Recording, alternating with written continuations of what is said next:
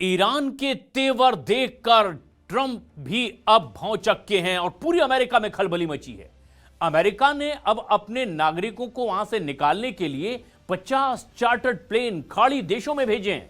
उधर तेहरान ने कुवैत पर 5 मिसाइल और 7 ड्रोन से अटैक कर दिया है, जबकि इजराइल ने एक बार फिर से ईरान में परमाणु ठिकानों पर हमले का दावा किया है।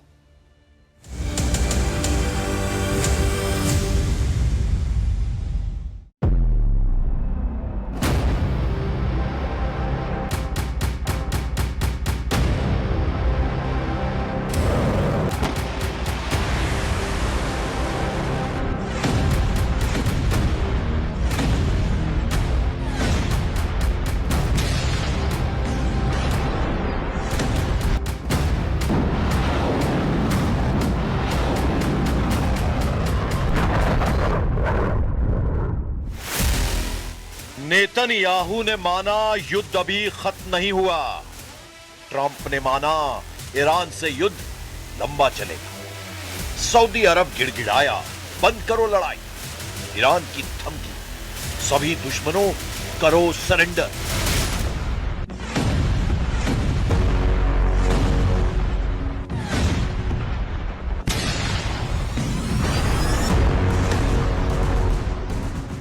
युद्ध ईरान में तख्ता पलट करने के लिए भड़काया गया, लेकिन तख्ता पलट तो दूर की बात है, ईरान घमंड तोड़ने पर उतर आया है।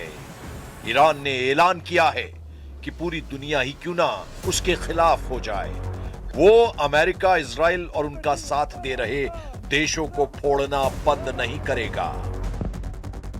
हकीकत भी यही है कि ईरान को जहां मौका मिल रहा है, वो धमाकों से अपने बदले का एहसास करा रहा है।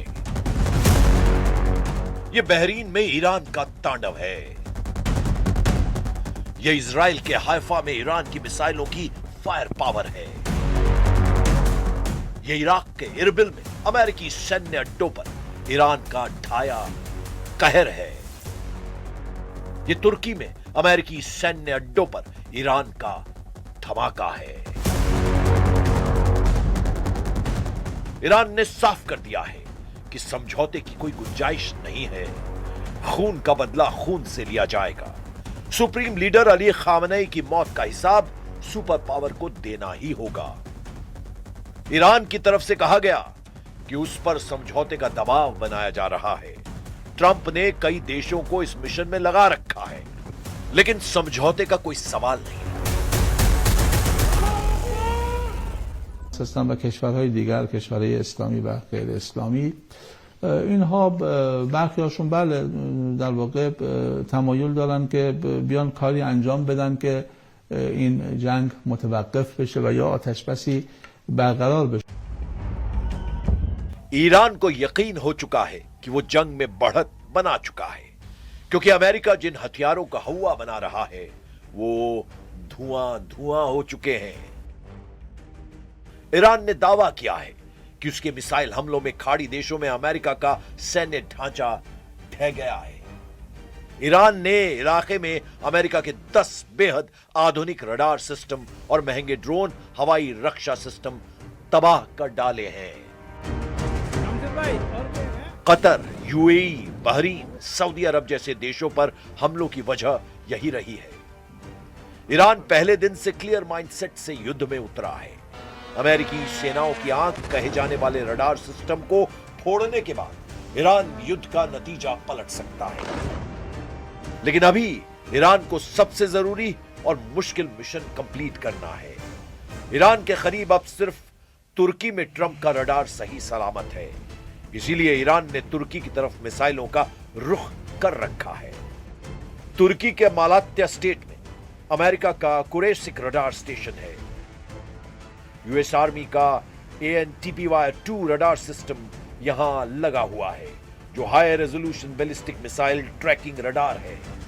यहीं पर थर्ड यानी terminal high altitude area defence के साथ नाटो की बैलिस्टिक मिसाइल डिफेंस की सिक्योरिटी लेयर है।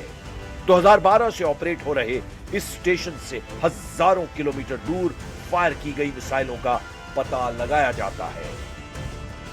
इसे ऐसे समझा जा सकता है कि तुर्की का रडार स्टेशन ही अब अमेरिका की आखिरी उम्मीद है। ईरान ने अगर इसे ढहा दिया तो ट्रंप के पास ईरान की मिसाइलों को रोक पाने का कोई हथियार नहीं बचेगा। ऐसे वक्त में जब लड़ाई दिन ब दिन भीषण हो रही है, जब नेतन्याहू मान रहे हैं कि ईरान की हड्डियां टूट चुकी हैं, लेकिन हौसला बरकरार है। שלנו להביא את העם האיראני לפרוק את עול העריצות, בסופו של דבר זה תלוי בו, אבל אין ספק שבפעולות שנעשו עד עכשיו אנחנו שוברים להם את העצמות, ועוד ידנו נטויה. जब युद्ध भयानक दौर में है, जब बारूदी कोहराम एशिया से यूरोप तक फैल गया है, जब ईरान, इजराइल, अमेरिका पूरी दुश्मनी निभा रहे हैं, तब ट्रंप अचानक ऐसे लीडर पर भड़क उठे जिसे अमेरिका दोस्त मानता है। ट्रंप का दिमाग तुर्की पर गर्म हो गया है। ट्रंप ने एर्दोआन को ललकारा है, उन्हें फटकारा है। ट्रंप उन्हें युद्ध में कूद जाने के लिए उकसा रहे हैं, क्योंकि ईरान ने पहले ही तुर्की पर मिसाइलों की बौछार कर रखी है। अब उन्हें ट्रंप ने भी टेंशन दे दी है, जबकि तुर्की किसी भी तरह युद्ध में उतरने के लिए तैयार नहीं है। तुर्की ने ईरान के हमलों के बाद नेटो की तरफ मदद की गुहार लगाई थी।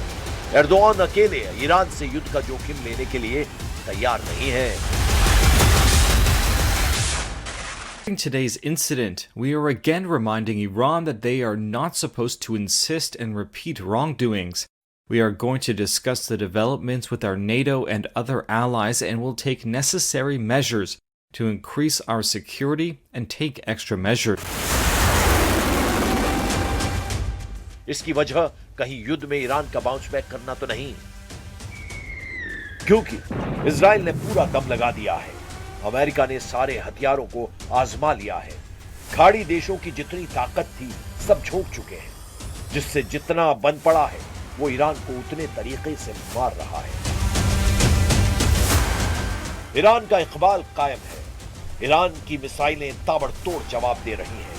ईरान के शाहिद जोर युद्ध का रुख पलट रहे हैं। युद्ध की टाइमलाइन बड़ी होती जा रही है।